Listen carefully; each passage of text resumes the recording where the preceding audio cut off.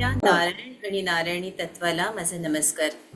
आजचा शारदीय नवरात्रीचा 6वा दिवस म्हणजेच माता कात्यायनीचा दिवस. या 3 ऑक्टोबरला आपल्या ज्या आजच्या प्रमुख वक्त्या आहेत ना, डॉक्टर लीलाताई गोविलकर यांचा वाढदिवस होता. आणि त्याच्यासाठी सर्वप्रथम मी त्यांना या समूहाच्या वतीनं खूप खूप शुभेच्छा देते. आभाळभर शुभेच्छा ताई आपल्याला. आपल्यासाठी 4 ओळी सादर करते. सागर में एक लहर उठी तेरे नाम की, सागर में एक लहर उठी तेरे नाम की, तुझे मुबारक खुशियाँ आत्मज्ञान की, तुझे मुबारक खुशियाँ आत्मज्ञान की,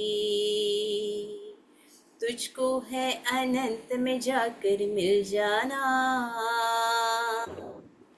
तुझको है अनंत में जाकर मिल जाना,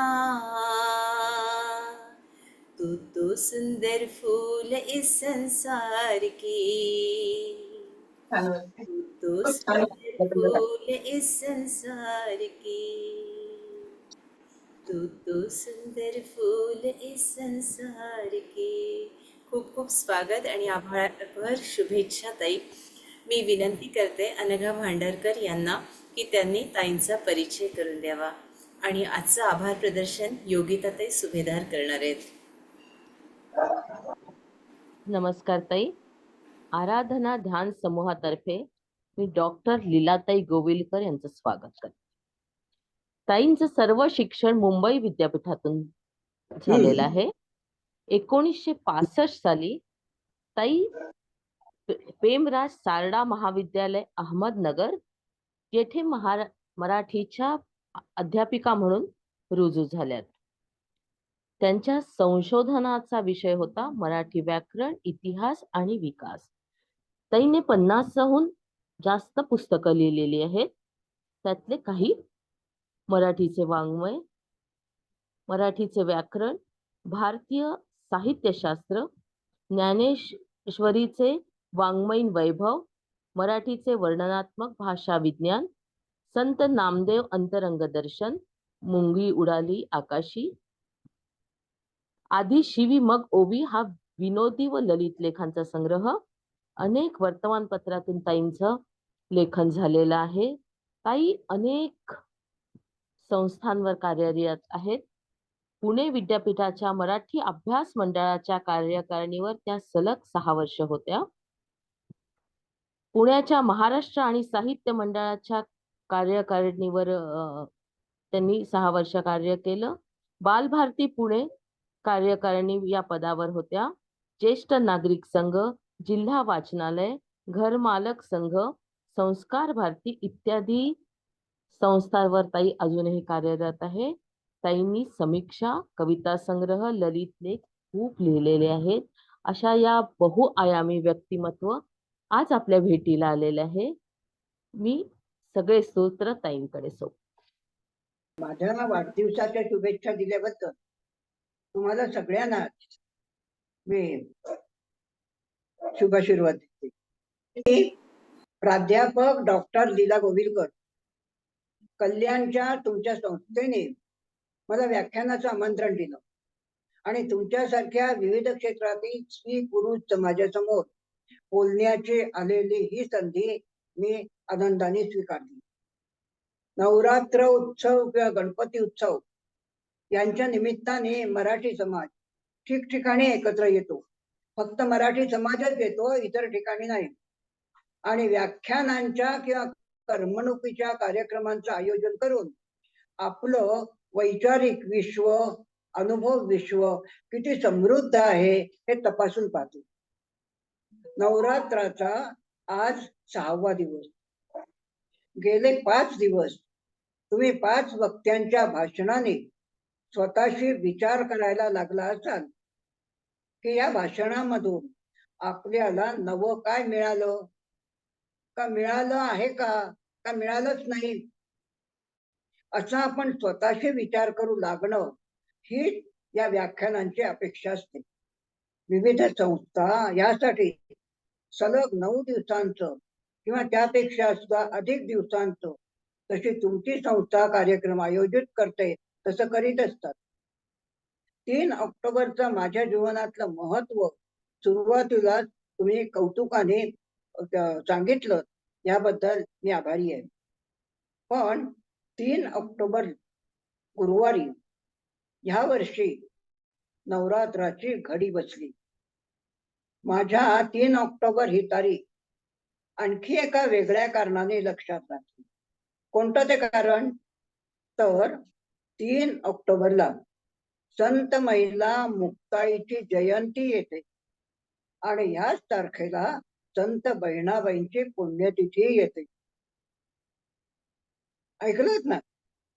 ह्या वर्षीच्या नवरात्र प्रारंभाचा किती भाग्यशाली योगायोग आहे हा. माझ्या भाषणाच्या प्रारंभी त्या दोघी संत महिलांना मनापासून वंदन करून मी माझ्या बोलण्याला सुरुवात करते. वक्ता हा वक्ताची नव्हे श्रोते विण असं म्हटलं जातं.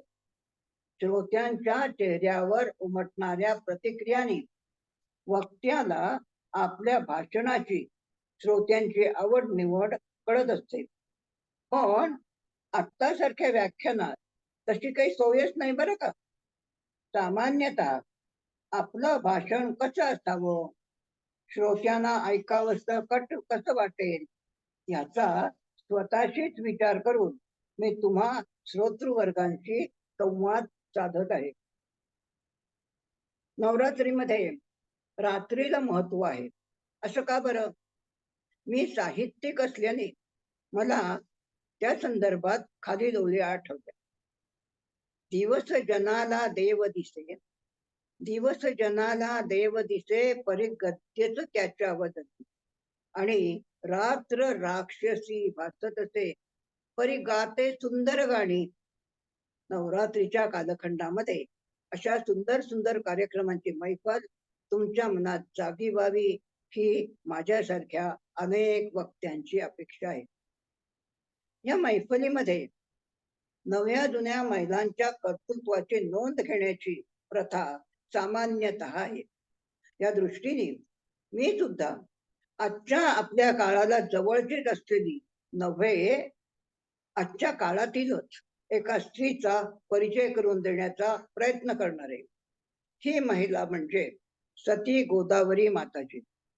आध्यात्मिक क्षेत्रामध्ये आपल्या वेगळ्या विचारांनी आणि स्वतःची ओळख जागी ठेवणाऱ्या या स्त्रीचं जीवनचित्र मी समजून घेणार आहे आणि आपल्या समोर समजून मांडणार आहे.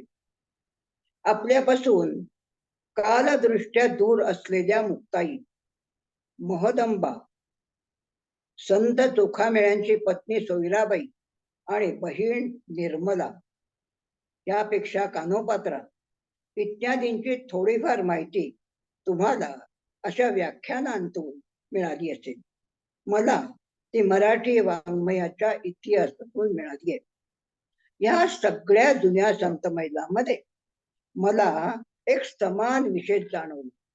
तो म्हणजे त्याने कुणाला तरी पुरुष वर्गाला गुरु म्हणून निवडलं आणि त्या गुरुच्या मार्गदर्शनावर आपली अध्यात्माची वाटचाल सुरू ठेवली.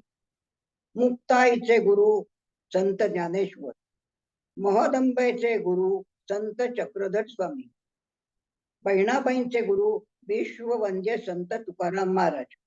मला वाटतं हीच परंपरा सती गोदावरी माताजींच्या संदर्भातही जाणवते.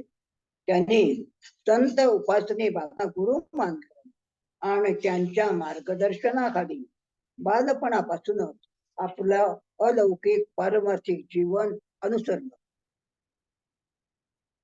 सती गोदावरी माताजी कोण होत्या असा प्रश्न तुमच्या समोर पडला असेल. त्यांचं वास्तव्य साकोरी गाव.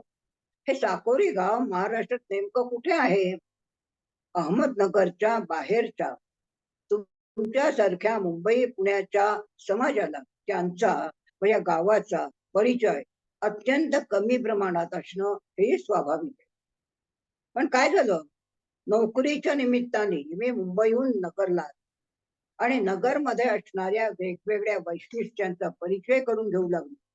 त्यावेळी राहतामध्ये साकोरी आहे हे माझ्या लक्षात आलं. साकोरीच्या या आश्रमात अनेक कन्या वस्तीला असतात ही माहिती मिळाली आणि साकोरीला मैत्रिणी बरोबर सहल काढली असताना कन्या, कुमारी, श्री हे येथील आश्रमांचं असलेलं प्रमुख वैशिष्ट्य जाणवलं. तिथल्या महिलांच्या तोंडी असलेलं सती गोदावरी माताजींचं नाव आणि सती गोदावरी माताजींचे गुरु म्हणून संत उपासनी बाबांचं नावही स्मरणात राहिलं. बरोबर आहे ना, तुम्हाला माहिती आहे त्याच्यातले पुष्कळचे, पण तरी सुद्धा या माहितीचा एक प्रकारे उजाळा मी देऊ पाहते. हा असा कन्याकुमारी स्त्रियांचा आश्रम म्हणजे मला नगरचं एक वैशिष्ट्यच वाटलं. असा केवळ कन्यांचा आश्रम भारतामध्ये तरी कुठे नसावा असं मला वाटतं. MA माझा विषय होता स्पेशल मराठी, त्यामुळे संतांच्या वाङ्मयाचा तसा परिचय मला वरवरचा होता. या संत मांदियाळींमध्ये मुक्ताई, जनाबाई, कान्होपात्रा इत्यादींच्या साहित्यातील स्त्रीविषयक वेगळी वैशिष्ट्ये नकळत लक्षात येत होती, स्मरणात राहत होती. बाकीची उदाहरणं सोडून यापैकी एकच उदाहरण सांगतो. जनाबाईचे अभंग अनेकांना माहिती आहे. या जनाबाईंच्या अभंगातील विठू माझा लेकुरवाळा संगे गोपाळांचा मेळा ही ओळ आठवा बरं. लेकुरवाळी हे विशेषण स्त्रीला लावलं जातं. जनाबाईला विठ्ठलाच्या संदर्भात नेमकं तेच विशेषण आठवलं. पुरुष संतांना असं आठवणार नाही. तिला धुणी भांडी करायला विठू सतत मदत करतो असं वाटत होतं. कदाचित आजच्या दृष्टीने पाहता विठ्ठलाचं नामस्मरण करीत करीत काम केल्याने नकळत केलेल्या कामाचे श्रम हलके होत असावेत, वाटत नसावेत असा आज आपण मानसशास्त्रीय दृष्टीने अर्थ काढू शकतो. बरोबर आहे ना. आपण अशा तऱ्हेने आजच्या जीवनाचा त्याच्याशी संदर्भ जोडू शकतो. जुन्या ज्ञानेश्वरांदी संतांचा इतिहास आपल्याला शालेय व कॉलेज यांच्या अभ्यासक्रमात पुष्कळदा नेमलेला असतो. माझ्याही अभ्यासक्रमात होता. तरी आजच्या मराठीच्या तुकोडोजी महाराज, दासगणू महाराज, वासुदेवानंद सरस्वती इत्यादी संतांच्या साहित्याचा अभ्यास आजच्या अभ्यासक्रमात नेमलेला नसतो. त्यामुळे असा एक समज होतो की ह्या काळात संतच नसावे. पण त्याबरोबरच संत कलावती देवी, संती गोदावरी माताजी यांचा व त्यांच्या साहित्याचा आपल्याला परिचय शालेय जीवनात, महाविद्यालयीन जीवनात होत नसला तरी त्यांच्या संतत्वाची जाणीव आपल्याला असते. वारकरी संप्रदायाचे विश्ववंदनीय संत तुकाराम महाराज आणि त्यांची शिष्या संत बहिणाबाई, तसंच समर्थ रामदासी, संत रामदासी आणि त्यांची शिष्या संत वेणाकर, ह्या दोन्ही गुरु शिष्यांच्या संतांच्या जोडीप्रमाणे उपासनी बाबा व त्यांची शिष्या सती गोदावरी माताजी ही जोडी आजच्या आध्यात्मिक क्षेत्रातील अभ्यास करणाऱ्या भक्तजनांच्या थोडीफार परिचयाची असेल. रामदासांच्या काळात त्यांनी आपल्या समर्थ संप्रदायातील शिष्या वेणाकर या संत स्त्रीला बरं का, त्यांचे अनेक गुरु शिष्य आहेत, मिरजच्या आश्रमाची प्रमुख मठाधिपती नेमलं. स्त्री अशा प्रकारचं मठ प्रामुख्याचं कार्य करू शकते याचा तत्कालीन लोकांना विश्वास नव्हता आणि स्त्रीला असं समाजाबाहेर वावरत ठेवणं हेही मान्य नव्हतं. समाजाला स्त्रीच्या शक्तीची जाणीव करून देण्याचा प्रयत्न रामदास स्वामींनी संत वेणाकांना मिरज गावचं प्रमुख म्हणजे मठाधिपतीचं स्थान देऊन करून दिले. त्यावेळी समर्थ संप्रदायाबद्दल काय आणि किती वादळ समाजात उठत आहेत त्याची आज कल्पना करता येईल. स्त्रीला एका मठाची प्रमुख नेमणं हे रामदास स्वामींचं कृत्यच त्यांच्या काळाच्या कितीतरी पुढच्या काळातलं होतं. पण रामदास स्वामींनी हे धाडस केलं, समाजाचं आव्हान स्वीकारलं आणि वेणाक्कासारख्या एका संत स्त्रीला मिरज सारख्या तिच्याच गावी आपल्या मठाची अधिपती नेमण्याचं क्रांतिकारक पाऊल उचललं. असंच कार्य उपासनी बाबांनी सती गोदावरी माताजींच्या संदर्भात उचललं आणि आपल्यानंतर चाकोरीच्या या मठाचं प्रमुख म्हणून सती गोदावरी माताजी काम पाहू लागले. संत वेणाक्काला मिरजच्या मठाचं प्रमुख नेमताना रामदास स्वामींना जसा समाजाचा विरोध सहन करावा लागला, तसा व तेवढा विरोध बाबांना सती गोदावरी माताजींच्या मठाची प्रमुख म्हणून नेमता असताना झाला नसावा. कारण काळ बदललाय.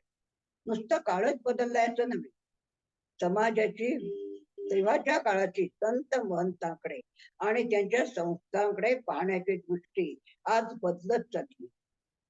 रामदासांच्या काळात संत, संतांचे मठ, संतांची शिकवण यावर समाजाची मुख्य धारणा होती. रामदासांच्या समर्थ संप्रदायाचा विस्तार आसे तो हिमाचल होता हे आपल्याला माहिती आहे.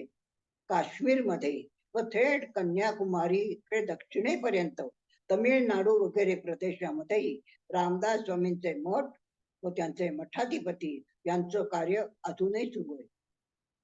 काय झालं? इंग्रजांच्या आगमनानंतर हा सगळा संत साहित्याचा व संतांच्या आश्रमाचा प्रसार फार मर्यादित होऊ लागला. म्हणून चाकोरीच्या आश्रमातील उपासनी बाबांचं कार्य इतक्या मोठ्या प्रमाणात लोकांसमोर येत नव्हतं आणि त्यामुळे त्याला विरोधही मर्यादित प्रमाणातच होऊ लागला. असं पहा, सती गोदावरी माताजींनी वयाच्या 9व्या वर्षी उपासनी बाबांची दीक्षा घेतली. याचा अर्थ काय? बालवयातच त्यांच्या मनात आध्यात्मिक जीवन प्रवृत्तीत जागृत झालेल्या असाव्यात. चाकोरीच्या मठात उपासनी बाबांनी अनेक शिष्यांना अध्यात्माच्या वाटेचं शिक्षण दिलं. त्यामध्ये अनेकांपैकी एक महिला गोदावरी माताजी या होत्या.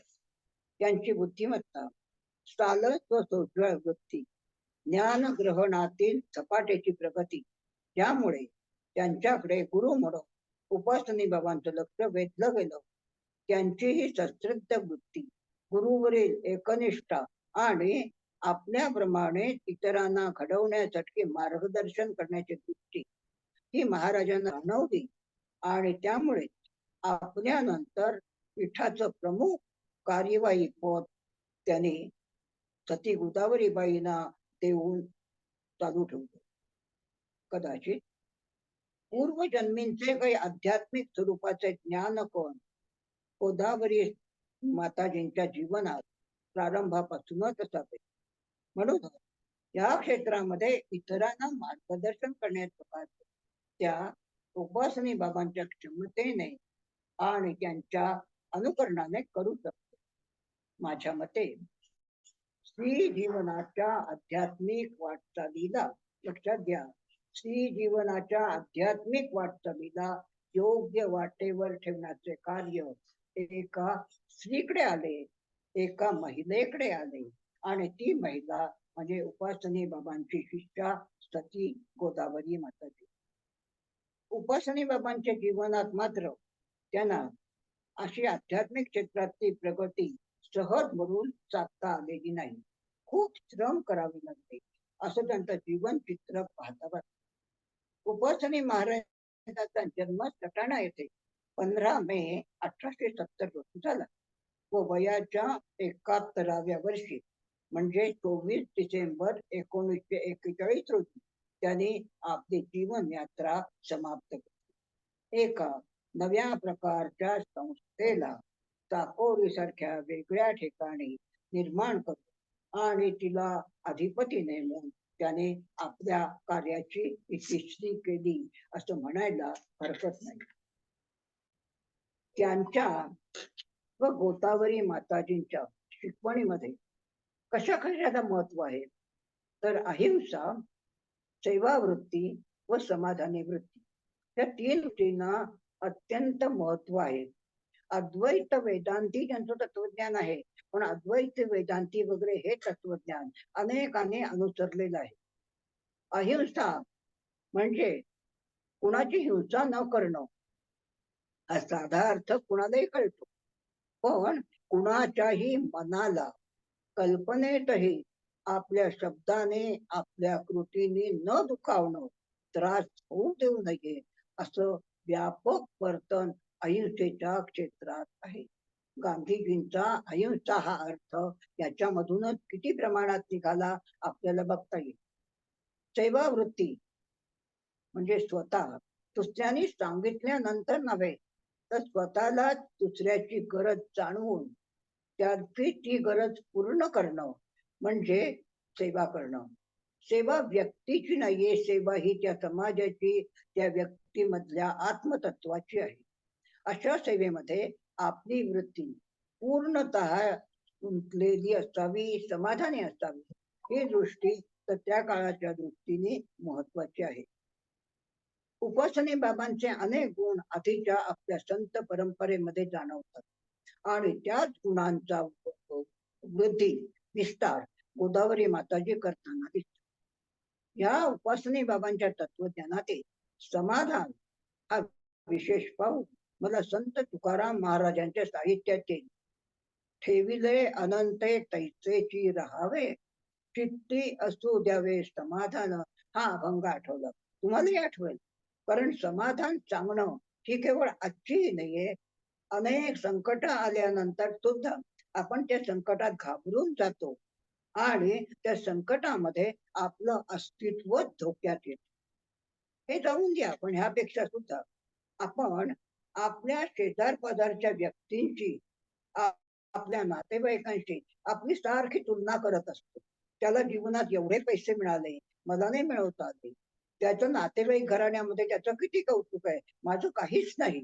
अशा तऱ्हेने आपण जेव्हा विचार करतो तेव्हा आपल्यातील समाधानी वृत्ती आपोआपच आपल्यापासून पळून जाते, दूर जाते. हे जर लक्षात घेतलं तर जीवनातील प्रत्येक क्षणाचं विश्व समाधान शोधणं हेच जर आपण मानलं तर आपोआपच मधुमक्षिकेप्रमाणे आपण आपल्या जीवनातले समाधानाचे अनेक क्षण गोळा करू शकू आणि केवळ तुकारामांनाच नव्हे तर आपलाही शेवटचा दिवस गोड होण्याचं भाग्य आपण अनुभवू शकतो.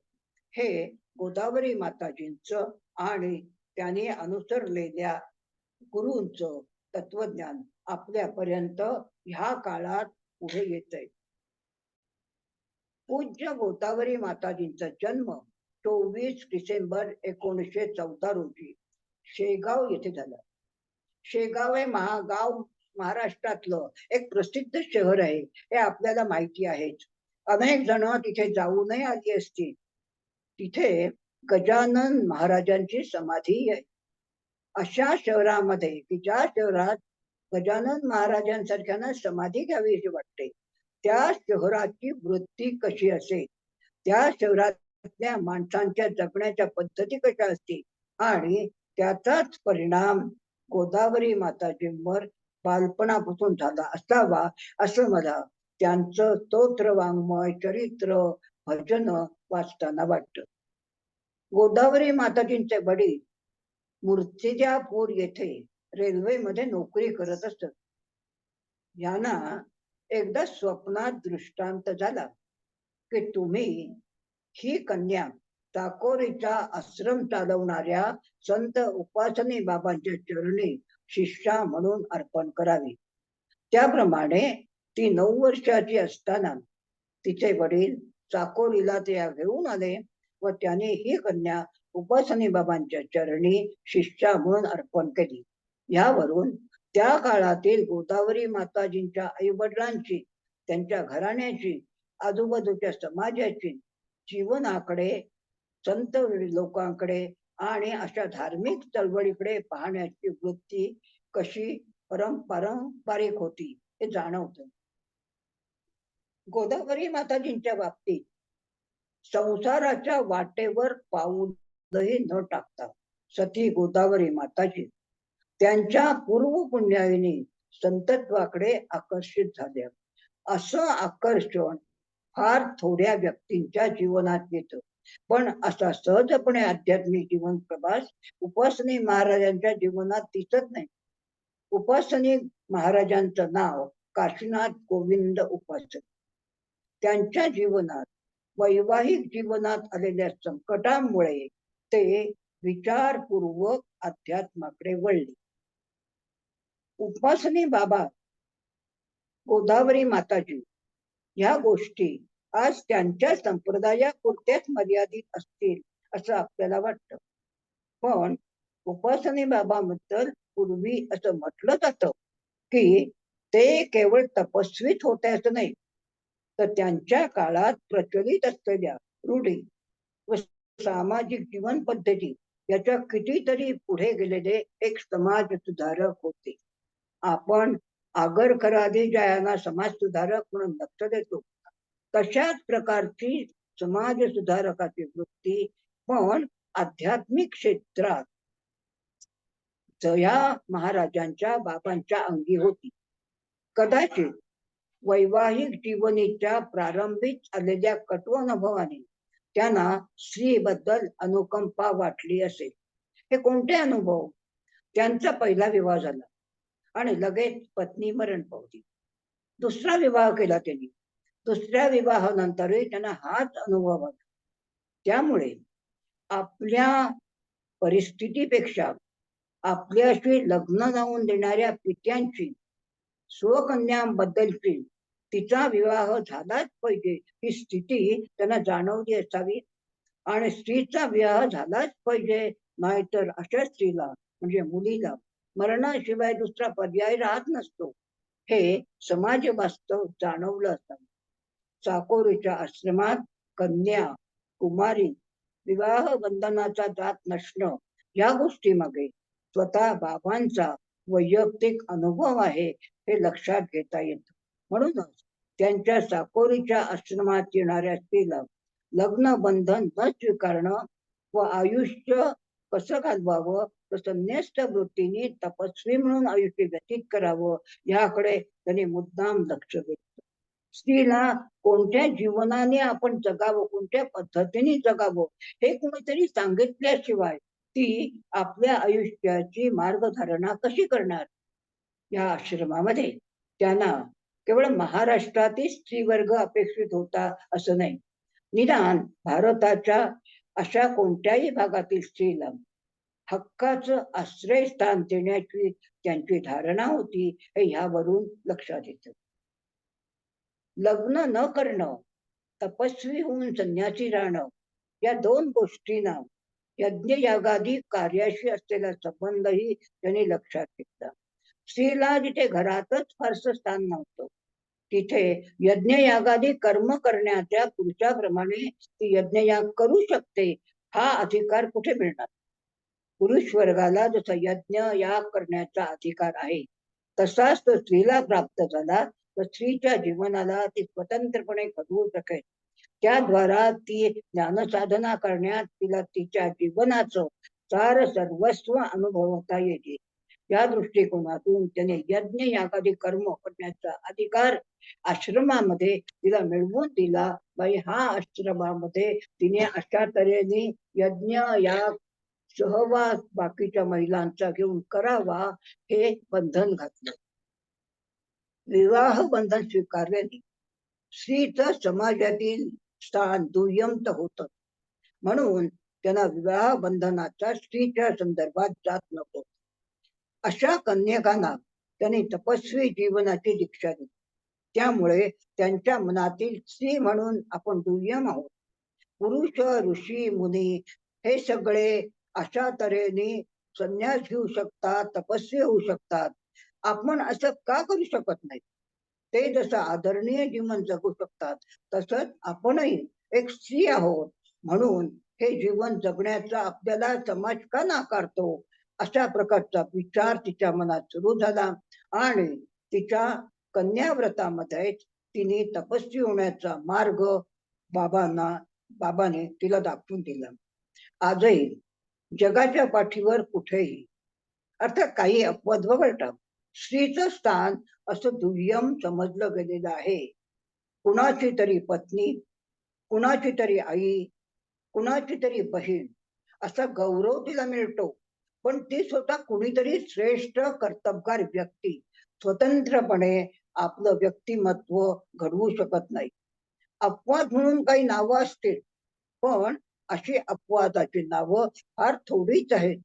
समाजात आजही अशा स्त्रीला अधिकार पद मिळवायचं तर त्यासाठी समाजाचा रोष पत्करावा लागतो. असं पहा, पतीला संन्यास घेता येतो. त्याच्या जीवनात स्त्रीचं स्थान किती?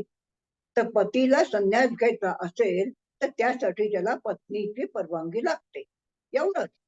पण पत्नी पदाचं स्थान याच्या व्यतिरिक्त अधिक नाही. त्याला त्या काळातही नकाराचीच उत्तर आहेत. संन्यास घेणं, तपस्वी होणं या गोष्टी त्यांच्या काळातही स्त्रीच्या संदर्भात विचारांच्या पलीकडच्या होत्या, वास्तवातल्या नव्हत्या. तिलाही संसाराचा कंटाळा येईल. कदाचित तिला घरात राहून राहून संसाराचा अधिक कंटाळा येईल. कधीतरी त्याचा त्याग करावासा वाटेल, किंवा एखाद्या कन्येला विवाह न करता आपण कुठल्या तरी ज्ञानसाधनेमध्ये आपलं जीवन व्यतीत करावं असं वाटेल. तर तिच्या समोर समाजाने हे पर्याय ठेवले नव्हते. तुमच्या जीवनात म्हणजे पुरुष वर्गाच्या जीवनात माता, पत्नी, कन्या म्हणून आनंद निर्माण करणाऱ्या स्त्रीला स्वतःच जीवन कसं असावं याचा निर्णय स्वतःच घेण्याचं स्वातंत्र्य ही बाबांच्या काळातील गरज बाबांनी लक्षात घेतली, आणि ह्याच गरजेचा त्यांनी गोदावरी माताजींनी प्रसार केला. अशा स्त्रीने तपस्वी जीवन स्वीकारून कन्या म्हणून आपलं जीवन घालवायचं ठरवलं, तर त्याला समाजाची परवानगी मिळालीच पाहिजे. आणि ती मिळत नसेल तर या चाकोरीच्या आश्रमामध्ये तिला ते जीवन प्राप्त करून घेता येईल. असं पहा, संस्कृत भाषा शिकण्याचा अधिकार स्त्रीला नव्हता. फक्त काही ठराविक अभिजनांनाच तो अधिकार होता. आणि सर्व वेद, अरण्यक, उपनिषद, भागवत ह्या सगळे ग्रंथ मात्र त्यांच्या काळापर्यंत केवळ संस्कृत भाषेतच होते. भारतामध्ये बोलल्या व लिहिल्या जाणाऱ्या सर्व भाषांमध्ये संस्कृत भाषेचं स्थान आदराचं व मानाचं आहे, आजही आहे. भाषा सुमुख्या मधुरा, भाषा गिर्वाण भारती. गिर्वाण भारती, भारती म्हणजे भाषा आणि गिर्वाण म्हणजे संस्कृत. अशी ती सर्व भाषांमध्ये मुख्य होती, अतिशय मधुर होती. आणि मुख्य म्हणजे सर्व प्रकारचं महत्वाचं वाङ्मय केवळ संस्कृत भाषेतच होतं. तमिळ, तेलुगू, इंग्रजी इत्यादी भाषांमधील अशा प्रकारचं वाङ्मय भाषांतर रूपांतराच्या द्वारा संस्कृत भाषामध्ये आणण्याचा प्रयत्न सतत चालत आहे, अजूनही चालत आहे. त्यामुळे आजच्या बदलत्या काळाबरोबर संस्कृत भाषा सतत बदलते. पाणिनीच्या काळातली संस्कृत भाषा आज नाहीये, ती बदललेली आहे. हे बदलतं रूप तिने काळाला अनुसरून इतर भाषांच्या सहवासाने आत्मसात केलं. अशा संस्कृत भाषेचा भारतीयांना एक श्रेष्ठ भाषा म्हणून अभिमान आहेच. भाषा विज्ञानाच्या क्षेत्रातही तर झूड ब्लॉक सारख्या भाषा विज्ञानकांच्या मते लॅटिन ही जुनी सगळ्यात भाषा. या लॅटिन भाषेची संस्कृत भाषेचे अनेक मुद्दे समानता आढळून येते. म्हणूनच भविष्यकालीन ज्ञान संग्रह करणारी, बोलण्या लिहिण्यामध्ये असलेली संस्कृत भाषा कन्यांना आत्मसात व्हायलाच पाहिजे असा उपासनी बाबांचा आग्रह होता. त्याच मताचा आग्रह सती गोदावरी माताजींनी पुढच्या आपल्या कार्यकिर्दीत कायम ठेवला. संस्कृत भाषेचे सनातन महत्व जाणून उपासनी बाबांनी ती भाषा कन्यांना बोलता लिहिता आलीच पाहिजे असा आग्रह धरला. आधी कन्यांना संस्कृत भाषा बोलता येणं हेच मान्य समाजाला नव्हतं. कारण का, इंग्रजी भाषेचं वर्चस्व सध्याच्या काळात इतकं वाढत होतं की आपल्याकडे असलेल्या संस्कृत भाषेमधले असलेल्या ज्ञानाचं आपल्यालाच महत्व कळत नव्हतं. पण ती टिकली तर पाहिजे. हा टिकण्याचा एक सोपा मार्ग म्हणून साकोरीच्या आश्रमामधील कन्यांच्या हातात त्यांनी संस्कृतचे ग्रंथ दिले. संस्कृत भाषा शिकण्याच्या आग्रहामागे बाबांचा आणखी एक स्त्रीच्या संदर्भातील महत्वाचा विचार होता. संस्कृत भाषा येण्याचा संबंध हा सर्व दैवतांच्या संदर्भात केल्या जाणाऱ्या यज्ञाशी निगडित होता. राम, कृष्ण, दत्त, शिव, गणपती, आपल्या जवळचे असलेले हनुमान, खंडोबा इत्यादी अनेक दैवतांचे यज्ञ व त्या संबंधीचे वेगवेगळे मंत्र, हे सगळं मंत्र साहित्य व यज्ञ कर्म कसे करावे याची इत्थंभूत सर्व माहिती ही संस्कृत भाषेमध्येच ग्रथित झालेली आहे. नव्याने ती होत असते. त्यामुळे ही सर्व यज्ञ यागादी कर्म सांगतेने परिपूर्ण करता येण्यासाठी संस्कृत भाषा नुसती येऊन भागणार नाही. संस्कृत भाषेतल्या उच्चारणाची सवय कन्यांना आवश्यक होती. म्हणजे यज्ञ याग करण्याचा अधिकार त्यांनी स्त्रियांना दिला एवढंच नव्हे, तर संस्कृत भाषेतलं ते जे ज्ञान आहे तेही आत्मसात करण्याचा स्तुत्य हेतू त्यांनी आणि त्यांच्या नंतर सती गोदावरी माताजींनी समाजासमोर ठेवला. हा अधिकार केवळ पुरुष वर्गालाच होता. स्त्री वर्गाला मिळायला पाहिजे. त्यामागे जुनी भारतीय संस्कृती जतन करण्याची दृष्टीही बाबांच्या आणि गोदावरी माताजींच्या मनात आहे. बाबांच्या काळात इंग्रजांच्या राजवटीमुळे या सर्व भारतीय संस्कृतीच्या परंपरांना खीळ बसत चालली होती. सगळ्या भारतभर असं केवळ इंग्रजीचा प्रसार होता कामा नये.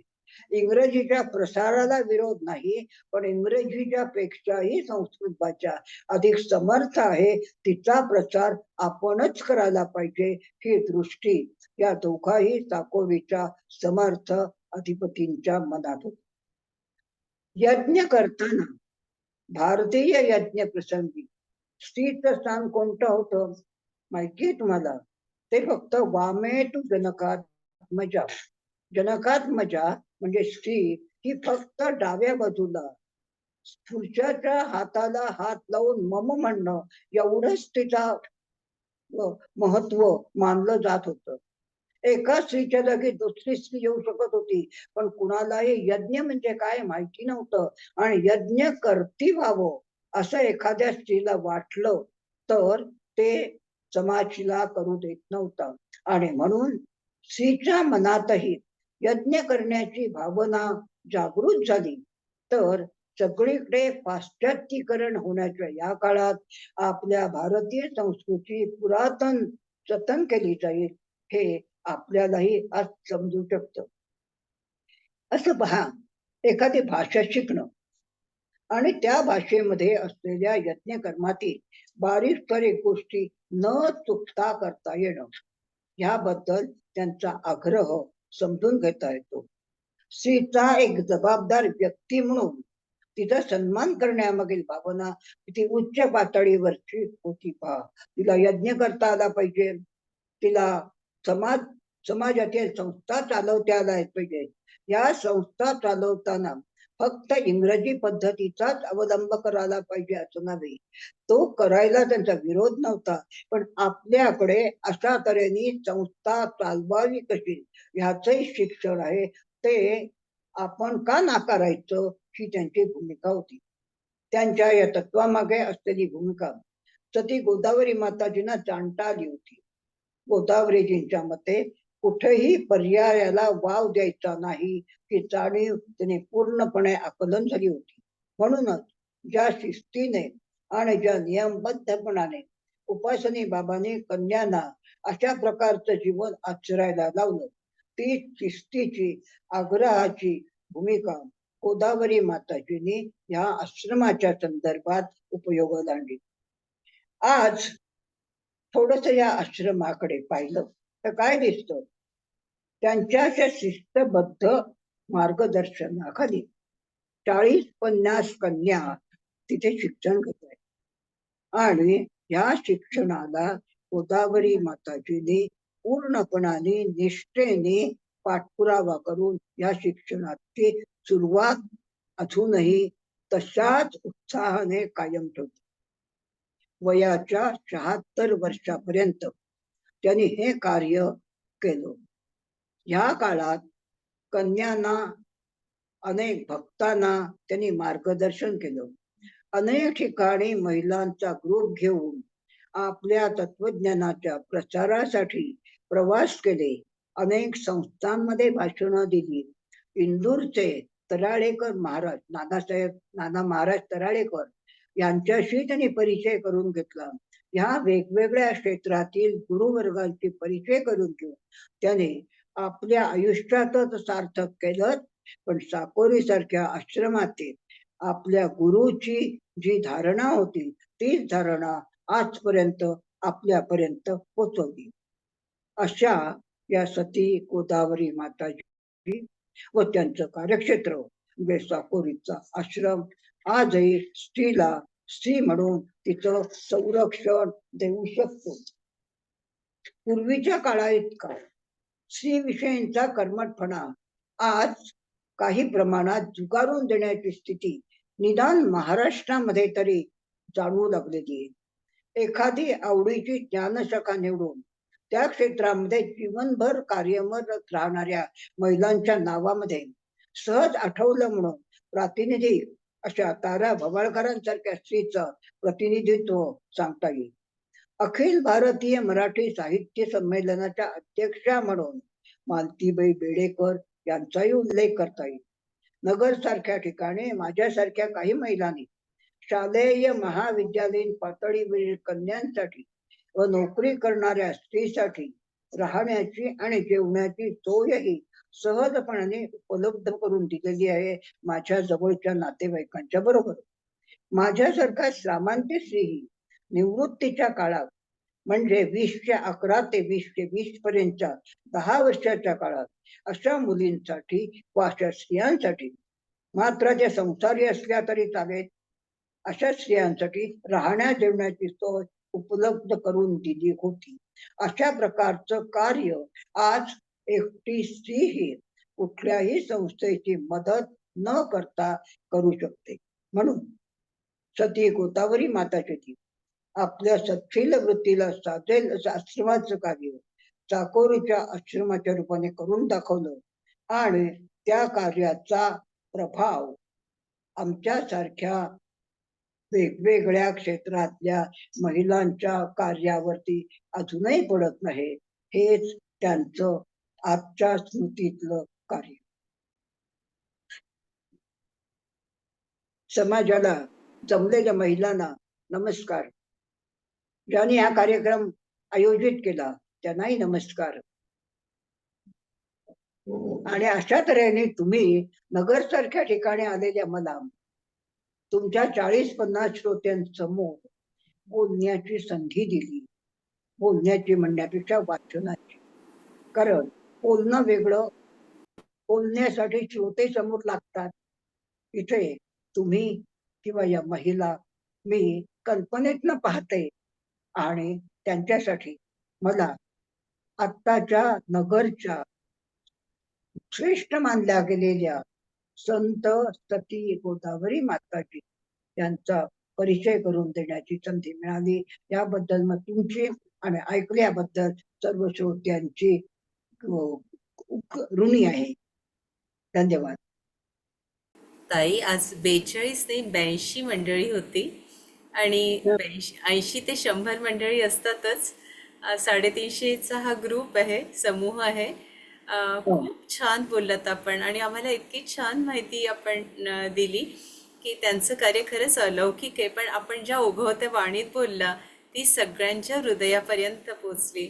मी माझ्या भगिनीला विनंती करते, योगिता ताईंना, की त्यांनी आभार प्रदर्शन करावं आणि मग एक 5-7 मिनिटाचं आपण ध्यान घेऊया आणि मग थेट ताईंशी तुम्ही संवाद साधू शकता. ताई, आत्मवंदन. आभार शब्द अपुरे आहेत आपल्या मनापासून आभार मानण्यासाठी. खूप खूप छान सांगितलं. अतिशय सुंदर रसाळ वाणीने तुम्ही आम्हाला खूप छान माहिती ज्ञान दिलं. अगदी खरं मनापासून खरं बोलायचं तर गोदावरी संत गोदावरी मातांबद्दल मला अजिबात काहीही माहिती नव्हती. खरंच काही ऐकलं नव्हतं. मला तर वाटतं महाराष्ट्रात राहून हे आपल्याला माहित नाही, हे थोडस कमीपणा घेणार आहे. पण त्याची बहुतेकांना नाहीये कोणाला माहिती. मला असं वाटतं की तुम्ही एवढं छान सांगितलं ना, आणि एवढं गोदावरी मातांचं काम आहे, तर हे असे विषय टीव्ही सिरियल मालिकेतून त्यांच्याबद्दल एखादी मालिका होऊन लोकांपर्यंत पोहोचायला पाहिजे, तरच शक्य आहे. नाही तर हल्ली वाचनाकडे लोकांचा कमी कल झाल्याने लोकांना माहिती असत नाही. पण तुम्ही आज सांगितलं त्याच्यामुळे खूप छान वाटलं. स्त्रियांना आदरणीय स्थान देण्यासाठी, त्यांना स्वतःचे अधिकार देण्यासाठी त्यांनी जे गोदावरी मातांनी जे कार्य केलं, त्या काळात केलेलं कार्य आहे, हे म्हणजे अनुपमेय आणि अत्यंत स्पृहणीय आहे. संध्याच्या या भिववित हृदया अशा वयातील आम्ही बहुतेक सगळ्या जणी या ग्रुपमध्ये आहोत. थोड्या तरुण आहेत, पण या आराधना ध्यान साधनेतून मिळणाऱ्या संजीवनीमुळे आमची संध्याकाळ मात्र सांज ये गोकुळी सावळी सावळी अशी अतिशय सुंदर झालेली आहे, आनंददायी झालेली आहे. आणि ह्या आनंदाच्या अंगणात आज तुम्ही येऊन आमच्या आनंदात, आमच्या संध्या छाया सुखकर करण्यात खूप मोठं कार्य केलं, किंवा खूप मोठी आम्हाला मदत केली. शब्द तर आठवत नाहीये, पण खूप छान तुम्ही बोलात. खूप छान वाटलं. मी तुम्हाला एवढीच विनंती करते, येत जावे सदा भेट द्याया आम्हा. खूप छान बोललात ताई. डोळ्यात पाणी आणणारं होतं तुमचं आजचं बोलणं. मी विनंती करते सगळ्यांना, मास्टर्स, एक 5 मिनिटाचं आपण 5-7 मिनिटाचं ध्यान करूया आणि नंतर संवाद साधावा. सगळ्यांनी आपले चष्मे हळूवारपणे बाजूला काढून ठेवावे. बोटात बोट असे घालून घ्यावेत. जी मंडळी पहिल्यांदा आली आहेत त्यांना विनंती करते या पद्धतीने. आणि आपण गोदावरी माताजींना बोलवतो आहोत, त्यांना आवाहन करतो आहोत. माता गोदावरी, उपासनी महाराज आणि संपूर्ण देवी तत्व, आपले सगळं लक्ष आपल्या आज्ञाचक्रावर, ब्रह्मांडातील सगळी ऊर्जा आपल्या ब्रह्मरंध्रातून शरीरभर पसरलेली आहे. ही ऊर्जा एकदम शांत व्हा मास्टर्स. आपले हात दोन्ही एकमेकांमध्ये गुंफून घ्यावे. शांत व्हा. माता गोदावरींना आपण आवाहन करतो आहोत. त्यांच्या ऊर्जेशी एकरूप होऊन जाऊ. आपल्या आज्ञाचक्रातून ही सगळी ऊर्जा आत शरीरभर पसरलेली आहे. त्या स्पंदनांना महसूस करा.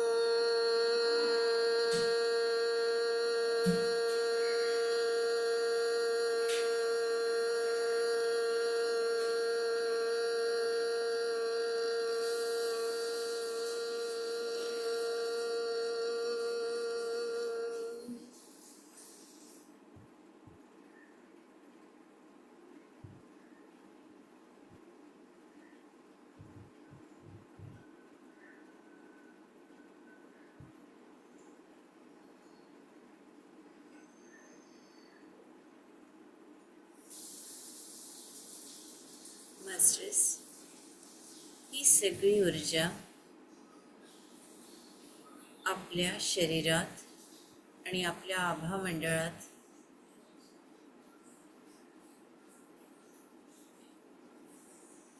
आपण सुरक्षित करतो आहोत.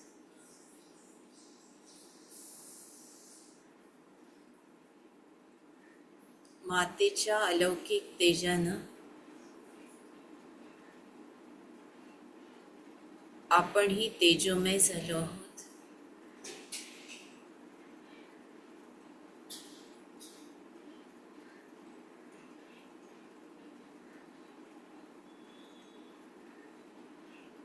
ज्यांना आपण आवाहन केलं होतं त्या माता गोदावरी, उपासनी महाराज आणि संपूर्ण देवी तत्वाला दंडवत प्रणाम. या ऊर्जेला आपल्या हृदयात स्थिर करा मास्टर्स. हृदयात अगदी मधोमध सेंटरमध्ये केंद्रस्थानी ही ऊर्जा स्थिर झालेली आहे.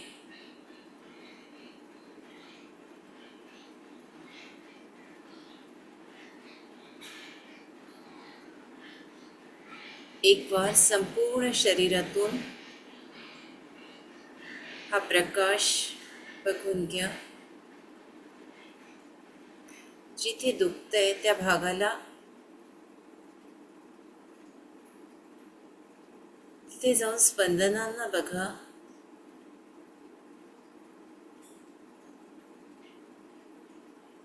आणि पुन्हा आज्ञाचक्रात या. दोन्ही भिवईंच्या मध्ये ओम शांती शांती शांती. चेतने तिकडे यावं मास्टर्स. आपले दोन्ही हात सुंदर डोळ्यांवर. 5 4 3 2 1 0. या विश्वाला आशीर्वाद द्या. या विश्वाचं कल्याण होतंय. या विश्वात सगळे ध्यानी, ज्ञानी आणि शाकाहारी आहेत. सगळे शेतकरी, शेतमजूर, कामगार, कारागीर, सैनिक, इथल्या स्त्रिया, मुली, गाईवासरं, पशुपक्षी, धरणी माता आनंदित आहेत, सुरक्षित आहे. कल्याणमस्तु कल्याणमस्तु कल्याणमस्तु. तथास्तु तथास्तु तथास्तु. मास्टर्स, कृपा करून हँड रेस करावं आणि ताईंना आपल्याला काय वाटलं आजच्या कार्यक्रमाबद्दल ते जरूर बोलावं.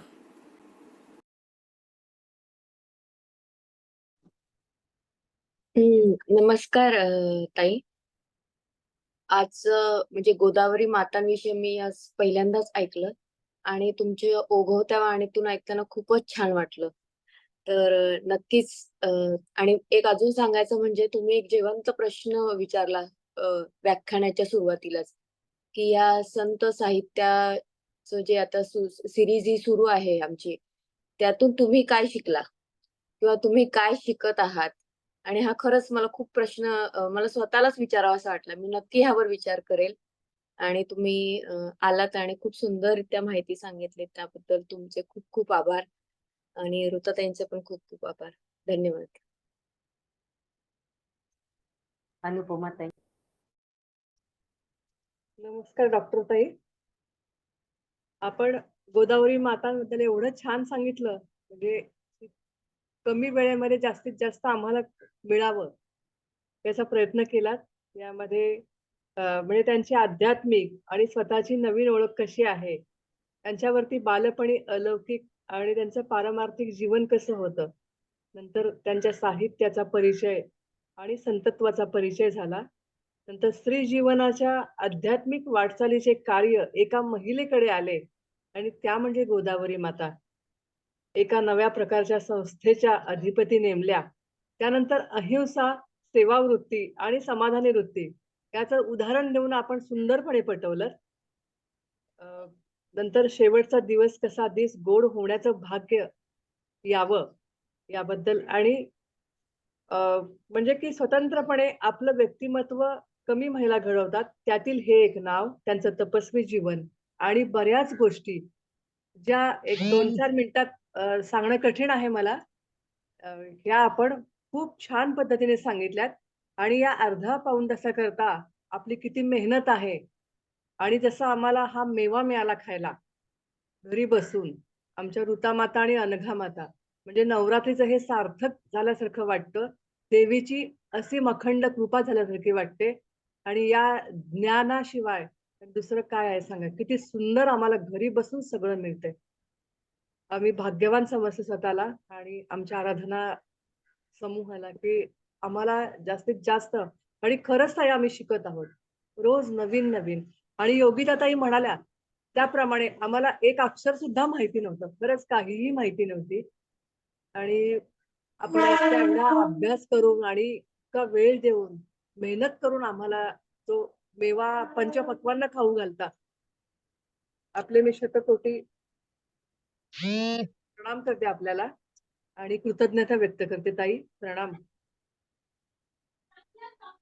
राधिका ताई बोला. हा ताई, नमस्कार.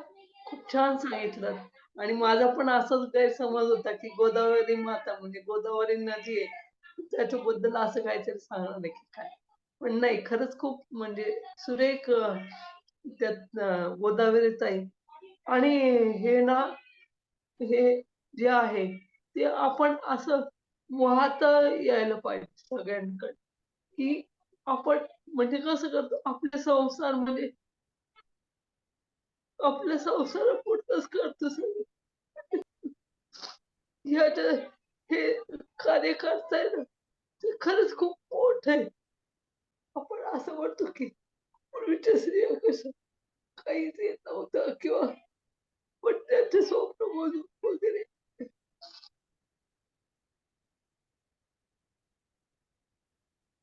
खूप छान सांगितलं ताई. धन्यवाद. राधिकाताई वार्तेला सांभाळा, सांभाळा, शांत व्हा. सुजाताताई बोला. नमस्कार लीलाताई. अतिशय सुंदर तुमचं आजचं जे प्रवचन होतं ते अतिशय सुंदर खूपच एक मनाला नवी दिशा, नवी उभारणी देणारं होतं. लग्न न करता तपस्वी किंवा संन्यासाप्रमाणे जीवन जगण्यात उपासनी महाराजांनी शिकवले आणि आपण जे आतापर्यंत इव्हन आतापर्यंत आजच्या पिढीपर्यंत आमच्यापर्यंत पण असंच होतं की महिलांना संन्यासी जीवन जगता येणार नाही किंवा येत नाही किंवा कुठे अशा प्रकारचं कार्य चाललेलं आहे हे माहीतही नव्हतं. त्याच तुमच्यामुळे कळलं की चाकोरीमध्ये अशा प्रकारचं कार्य चालू आहे आणि उपासनी महाराजांनी हे कार्य सुरू केलं आणि माता गोदावरींनी ते अव्याहतपणे चालू ठेवलं आहे अजूनही. तर त्याबद्दल खूपच ऐकून एकदम बरं वाटलं किंवा महिलांसाठी अशा प्रकारचं म्हणजे महिलांनाही तो अधिकार आहे. आतापर्यंत असंच बिंबवलं गेलं होतं की फक्त पुरुष वर्गच संन्यास घेऊ शकतात. संसाराचा विटायला की सगळं स्त्रीवर संसार ढकलून घरातून निघून जायचं हे सगळं पुरुषांनाच होतं. त्यांचाच तो कार्यभाग आहे असं. पण आता कळलं की आपण महिला ही आपल्याला जर एकदम विरक्ती आली किंवा असं काही वाटलं की संसाराचा त्याग करावा तर आपल्यासाठी ही चाकोरी हे एक स्थान असं आहे की तिथे आपल्याला पुढचं मार्गदर्शन मिळू शकतं या बाबतीत. तसंच यज्ञात फक्त वामांगी बनून पतीच्या हाताला हात लावून मम म्हणण्या एवढंच स्त्रीला महत्व होतं. तर स्त्रीलाही यज्ञ करता आलं पाहिजे, संस्था चालवता आल्या पाहिजेत. यासाठी उपासनी महाराजांनी जे कार्य केलं आणि त्याचा पाठपुरावा केला. तर ते अतिशय खूपच महत्वाचं काम त्यांनी केलं आणि ते कार्य अजूनही माता गोदावरी तिथे चालवता आहेत त्यांच्या आश्रमात तिथे अजूनही स्त्रियांना तेवढं महत्व देऊन त्यांच्या जीवनाला आकारणी दिली जाते. त्यांना म्हणजे अविवाहित राहून पुढचं आयुष्य आपलं कसं जगात कल्याणासाठी वापरावं ते शिकवलं जातं आणि खूपच छान कार्य चालू आहे आपल्या संस्थेचं.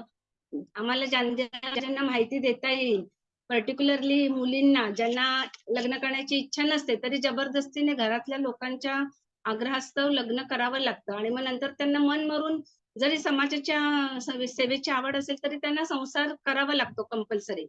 तर असं कोणी आढळलं तर आम्ही नक्की ह्या आश्रमाची माहिती त्यांना देऊ आणि त्यांचं जीवन सार्थकी लागण्यासाठी प्रयत्न करू. खूप खूप धन्यवाद ताई. परत परत या आणि आम्हाला अशी छान छान माहिती देत राहा. धन्यवाद. सुशीलताई बोला. लीलाताई नमस्कार. मला भाग्यवान समजते की मी नगरची आहे आणि मला ती अभिमान वाटतो की तुम्ही त्या गोदावरी माताबद्दल एवढं सांगितलं आणि स्त्रियांना जो दुय्यम स्थान होतं ते उपासने महाराजांनी काढून टाकून स्त्रियांना यज्ञ वगैरे करायची परवानगी दिली. जे जे करता येत नव्हतं स्त्रियांना ते सगळं त्यांनी या गोदावरी माताकडून करून घेतलेलं आहे.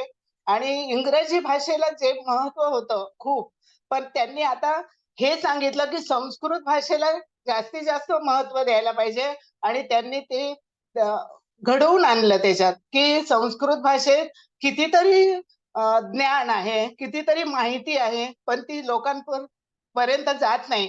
संस्कृत भाषेला त्यावेळेस महत्व नव्हतं, पण संस्कृत भाषेमध्येच यज्ञ किंवा सगळी काही वाङ्मय त्या संस्कृत भाषेत आहे हे लीलाताईंनी सांगितलं आणि ते खूप भावलं की इंग्रजी भाषेपेक्षा आपल्या संस्कृत भाषेमध्ये कितीतरी ज्ञान भरलेलं आहे.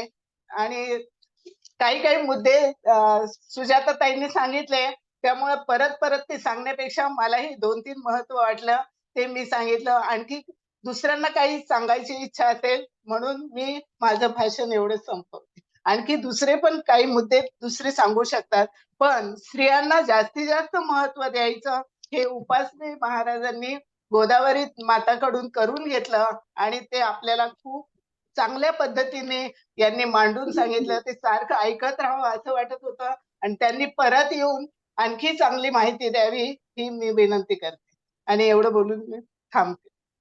शोभाताई बोला. आत्मवंदन ताई. आध्यात्मिक मार्गाची प्रगती उपासनी महाराजांनी च्यामुळे म्हणजे स्त्रियांना खूप पुढे गेला. त्याच्यानंतर कुणाच्याही मनाला चुकूनही दुखवू नये हे खूप छान गोष्ट सांगितली.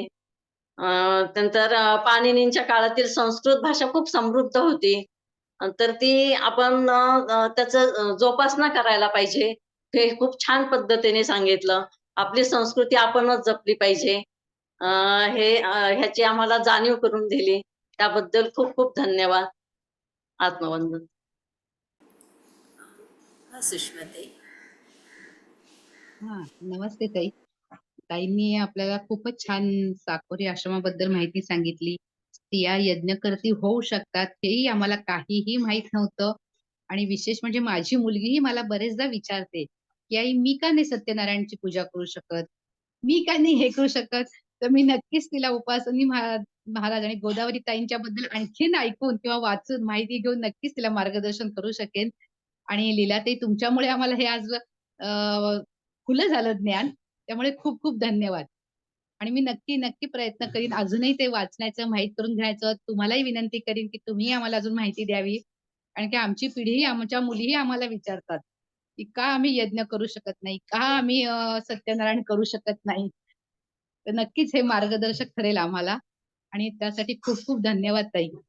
आणि आमच्या ह्या आराधना ग्रुपमुळे सुद्धाही आम्हाला ह्या नवदुर्गा ह्या सगळ्या स्त्रियांची इतकी इतकी माहिती मिळतीये की आम्ही आमचा आपले गुण शोधण्याचा प्रयत्न करतोय की त्याच्यातला कुठला गुण आपण वाढवू शकतो किंवा कुठला आहे, कुठला कमी आहे.